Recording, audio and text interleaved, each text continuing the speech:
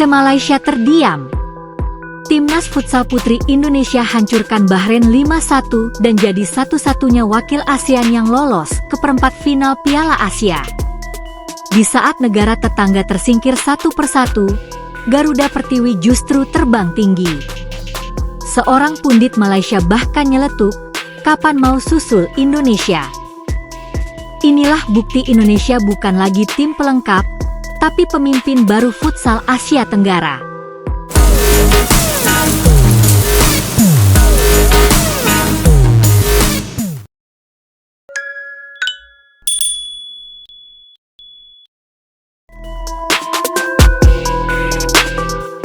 Sorotan tajam tertuju ke arah Timnas Futsal Putri Indonesia, usai mencetak sejarah gemilang di Piala Asia Futsal Putri 2025. Kemenangan meyakinkan 5-1 atas Bahrain, bukan hanya memastikan langkah ke babak 8 besar, tetapi juga menjadikan Garuda Pertiwi sebagai satu-satunya wakil ASEAN yang berhasil menembus perempat final turnamen bergengsi tingkat Asia itu. Di saat negara-negara Asia Tenggara lainnya satu persatu tumbang, Indonesia justru menjulang. Bahkan, di Malaysia, media dan para pengamat ramai-ramai mengakui keunggulan skuad merah putih. Seorang pundit olahraga negeri jiran menyentil, Malaysia semakin tertinggal. Tak hanya di sepak bola nasional, di turnamen Piala Asia Futsal Putri saja juga kalah. Kapan mau susul Indonesia? Laga penentuan yang digelar pada Minggu, 11 Mei 2025 di Ho Hot Sports Center, Tiongkok, mempertemukan Indonesia dengan Bahrain. Di atas kertas, Bahrain bukan lawan sembarangan. Namun di lapangan, Indonesia tampil jauh lebih unggul. Skuad asuhan Luis Estrella langsung menekan sejak menit awal. Hasilnya, dalam tempo 40 menit pertandingan, Garuda Pertiwi menggelontorkan 5 gol ke gawang Bahrain. Pemain senior Iku Rosita tampil memukau dengan mencetak hat-trick, sementara 2 gol lainnya masing-masing dilesakan oleh Fitri Rosdiana dan Insyafadia Salsabilah. Pertandingan itu bukan hanya menunjukkan kualitas teknik dan taktik Indonesia, tapi juga mentalitas juara. Meski sempat diragukan karena harus bersaing dengan tim-tim kuat seperti Jepang dan Thailand di grup C, Timnas Indonesia justru menjadi salah satu tim peringkat ketiga terbaik dan lolos ke babak perempat final dengan penuh kepercayaan diri. Dari seluruh kontestan ASEAN yang berpartisipasi di turnamen ini, termasuk Thailand, Vietnam, dan Filipina, hanya Indonesia yang mampu lolos ke babak 8 besar. Thailand harus puas tersingkir di fase grup, sementara Vietnam dan Filipina bahkan tak mampu mencatatkan satu kemenangan pun. Keberhasilan Indonesia ini menjadikannya satu-satunya wakil Asia Tenggara yang tersisa. Ini adalah pencapaian bersejarah, karena untuk kali pertama Timnas Futsal Putri Indonesia mampu bertahan sejauh ini dalam turnamen Piala Asia. Kehadiran Indonesia di perempat final membawa harum nama ASEAN.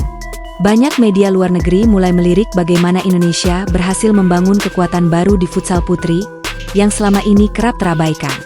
Ketua Umum PSSI, Erick Thohir, tak bisa menyembunyikan rasa bangganya. Ia menyebut pencapaian ini sebagai fondasi emas bagi masa depan futsal putri Indonesia. Dengan kekuatan yang ada, mereka mampu membuktikan kepada Asia bahwa kita layak dihormati. Ini bukan akhir, tapi justru awal dari era baru bagi futsal putri Indonesia, ucap Erick dalam pernyataannya usai laga melawan Bahrain. Ia menegaskan bahwa keberhasilan ini bukan kebetulan. Sejak 2023, PSSI memang menaruh perhatian serius terhadap futsal putri, dengan meningkatkan jumlah kompetisi, pemusatan latihan berkelanjutan, hingga rekrutmen pelatih asing berpengalaman. Keberhasilan Indonesia tidak hanya mendapat pujian di dalam negeri. Bahkan media dan pengamat olahraga Malaysia pun tak segan mengakui superioritas Garuda Pertiwi. Sebuah wawancara yang diunggah di kanal TV Malaysia mencuri perhatian. Seorang pundit senior menyentil ketertinggalan futsal putri Malaysia. Malaysia semakin tertinggal, tak hanya di sepak bola nasional, di turnamen Piala Asia Futsal Putri saja juga kalah. Kapan mau susul Indonesia? Ucapnya tegas. Sentilan itu bukan tanpa alasan. Tim futsal putri Malaysia bahkan gagal lolos ke putaran final Piala Asia tahun ini, kalah bersaing di babak kualifikasi. Ketimpangan yang terlihat semakin jauh ketika Indonesia justru menampilkan peningkatan drastis. Komentar itu viral di media sosial Malaysia dan Indonesia. Banyak netizen Malaysia yang mengeluhkan kurangnya perhatian terhadap olahraga perempuan di negara mereka. Sementara warganet Indonesia tak henti-hentinya mengucap syukur dan bangga atas pencapaian yang diperoleh.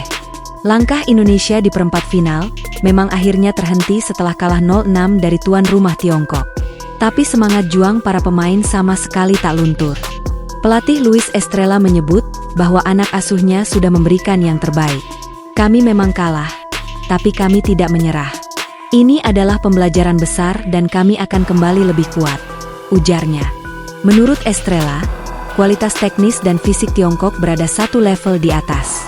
Namun ia yakin, jika program pembinaan berlanjut, Indonesia bisa bersaing lebih ketat di turnamen-turnamen mendatang, termasuk Piala Dunia Futsal Putri 2025 di Filipina. Salah satu nama yang mencuri perhatian di turnamen ini adalah Citra Ramadhani. Gelandang muda asal Samarinda ini menjadi roh permainan Garuda Pertiwi. Sejak debutnya pada Mei 2024, ia telah mencetak beberapa gol penting, termasuk saat melawan Bahrain dan Hong Kong di pertandingan sebelumnya.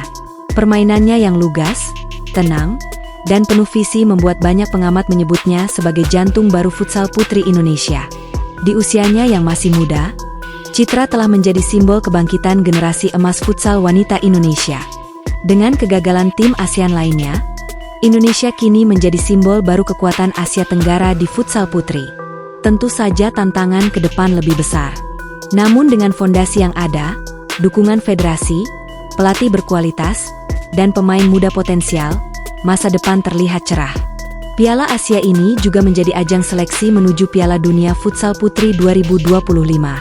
Meski gagal ke semifinal, pengalaman Indonesia di turnamen ini membuka peluang besar untuk meningkatkan peringkat FIFA dan mendapat undangan ke kompetisi internasional lainnya.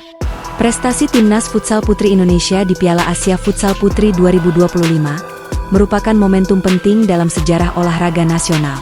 Kemenangan 5-1 atas Bahrain tidak hanya mengantar Garuda Pertiwi ke perempat final, tetapi juga menegaskan posisi Indonesia sebagai pemimpin baru di kawasan ASEAN. Sementara Malaysia dan negara-negara tetangga masih berjuang menyusun ulang kekuatan, Indonesia sudah melangkah jauh. Sorotan dari pundit Malaysia pun menjadi cermin bahwa era baru telah dimulai. Era di mana futsal putri Indonesia pantas diperhitungkan di tingkat Asia dan bahkan dunia.